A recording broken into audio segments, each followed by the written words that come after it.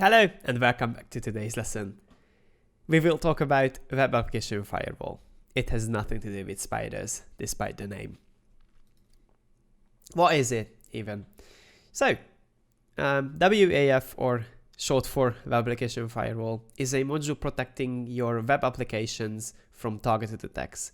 Its job is to stop more sophisticated attacks such as SQL injection, cross-site scripting, unauthorized file access, directory traversal, and much more.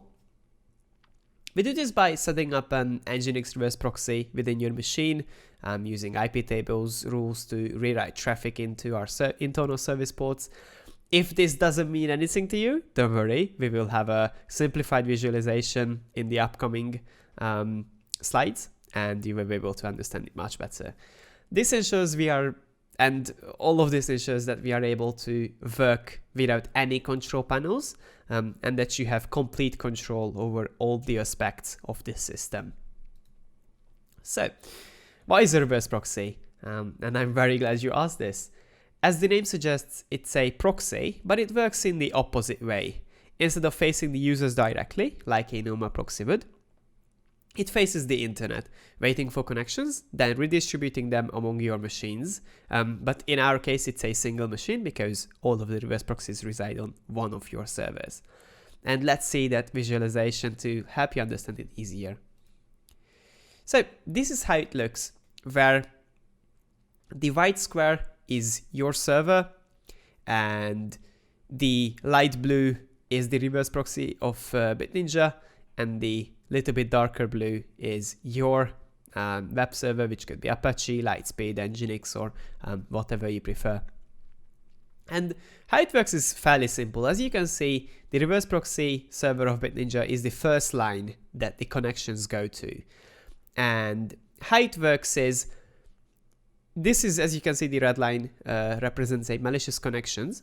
And inside the reverse proxy, we have a rules box. And when the connection comes in, it gets put against the rules, and these rules will check, hey, is this trying to possibly do an SQL injection? Yes or no?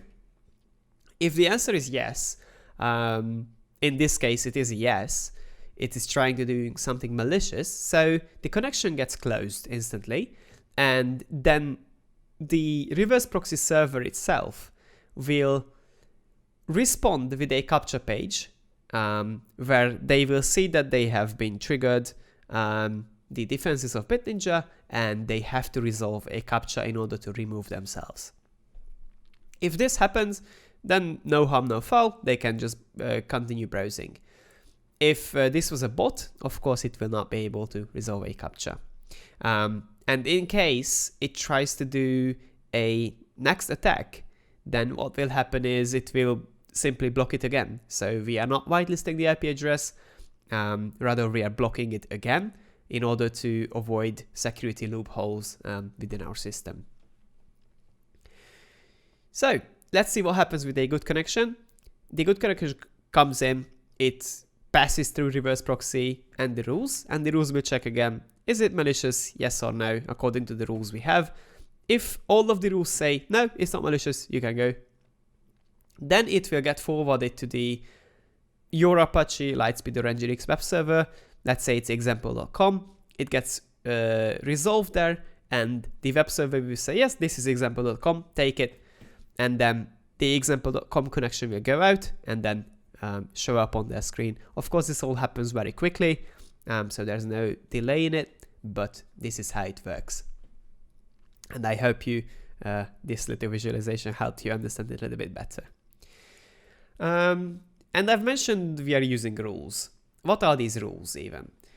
We are using most security built into our Nginx reverse proxy, and we are utilizing two rule sets. One of them is called OWASP, or OWASP, some people call it, which is an open source rule set.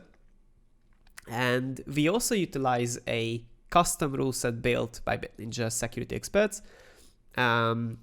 And by default, we are using a moderate rule set providing a good balance between security and false positives. But you have the options to tune this. And by tuning, I mean you have the option to modify any of these rule sets to your liking.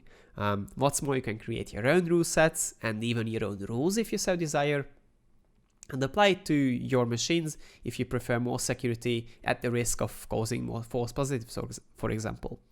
Or perhaps you just like more granularity.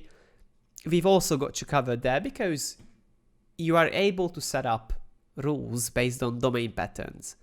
So it lets you enable or disable Web Application Firewall for certain domains, or just run different rule sets on them, or just disable one rule on one of the domains and enable a next one with some more rules because they prefer more security on that side. The choice is completely yours, and you can do it however way you wish. And let's see how it works in action.